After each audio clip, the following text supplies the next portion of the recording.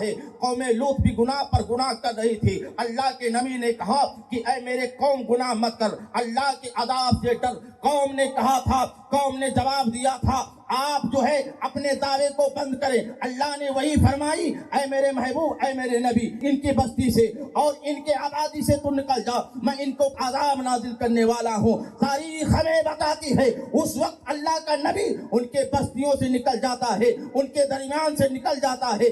قوم پر عذاب آتا ہے اور عذاب زلزلے کا آتا ہے, پوری بستی کو انہیں پر الٹ دی جاتی ہے. حضرات اسی طرح قوم نوح کو بھی دیکھ لی جائے. قوم نوح 950 سال تک کے گناہ پر گناہ کرتی رہی. حضرت نوح علیہ السلام اپنے قوم کو سمجھاتے رہے اے میری قوم گناہ مت کر, اللہ کی وحدانیت کی طرف آ جا. قوم نہ مانی, یہاں تک کی تاریخ ہمیں بتاتی ہے آپ کی اولاد بھی نہ مانی. اللہ نے فرمایا اے میرے نوح علیہ السلام اس قوم سے, اس بستی سے تو نکل جا, ان پر عذاب نازل کروں گا. تاریخ ہمیں بتاتی ہے اللہ تبارک تعالیٰ نے ان پر عذاب بھیجا اور ایسا عذاب بھیجا کہ پانی کا طوفان بھیج دیا. سارے بستی والے اسی پانی میں غرق ہو جاتے ہیں. اللہ اکبر. حضرات ایک پہلے قوم کا حال تھا, اگر قوم گناہ کر رہی تھی اللہ تبارک تعالیٰ نے اس قوم پر عذاب بھیجا, قوم تہس و نحس ہو گئی. لیکن آؤ میرے محبوب صلی اللہ علیہ وسلم کے رحمت و کرم کو دیکھا جائے. یہی کفار مکہ ہیں,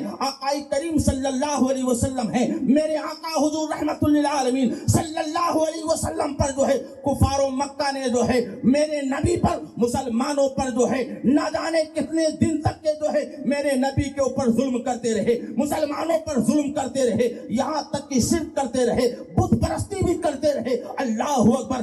مظالم کا جو ہے پہاڑ میرے مصطفیٰ پر اور مسلمانوں پر ڈھاتے رہے. برادران اسلام تاریخ ہمیں یہ بتاتی ہے وہ قوم کفار, وہ قوم جو ہے اس قدر گناہ کر رہی تھی کہ گناہوں کی وجہ سے زمین جب بھر جاتی ہے, زمین چیخنے لگتی ہے گناہوں کی وجہ سے. لیکن تاریخ ہمیں یہ بات آتی ہے ان جرموں کی وجہ سے, ان گناہوں کی وجہ سے کفار مکہ کے جو ہے نہ ان کی بستیوں کو تباہ کیا جا رہا ہے, نہ ان کے صورتیں مست کی جا رہی ہیں, نہ ان کو سور اور بندر بنایا جا رہا ہے, نہ ان کے قوم پر, نہ ان کے گھر پر عذاب آتا ہے. عذاب یہاں تک کہ یہاں تاریخ ہمیں یہ بتاتی ہے, تاریخ میں ہمیں یہ پتا چلتا ہے یہاں تک کہ کفار مکہ جو ہے مذاق کے طور پر اللہ سے دعائیں بھی کیا کرتے تھے. اور خاص کر ابو جہل جو ہے اللہ کی بارگاہ میں دعائیں کرتا تھا اے پروردگار عالم اگر تیرا قرآن سچا ہے, تیرا دین سچا ہے تو اے پروردگار عالم ہم پر جو ہے اپنا عذاب بھیج دے,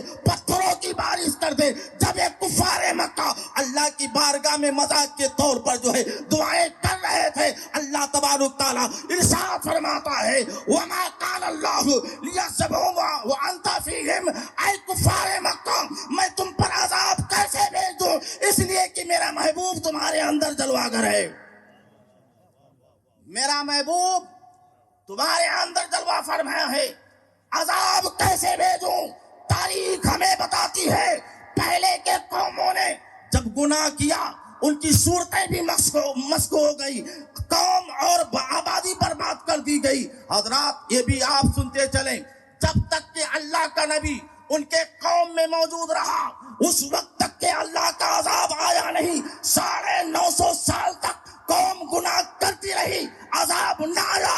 لیکن جب عذاب کب آیا؟ جب اللہ کا نبی ان کے درمیان سے چلا جاتا ہے, ان کی بستیوں سے نکل جاتا ہے, عذاب تب آیا. تو پتہ یہ چلا جب قوم کے درمیان سے اللہ کا نبی جب چلا جاتا ہے اس کی رحمت چلی جاتی ہے, قوم پر عذاب آ جاتا ہے.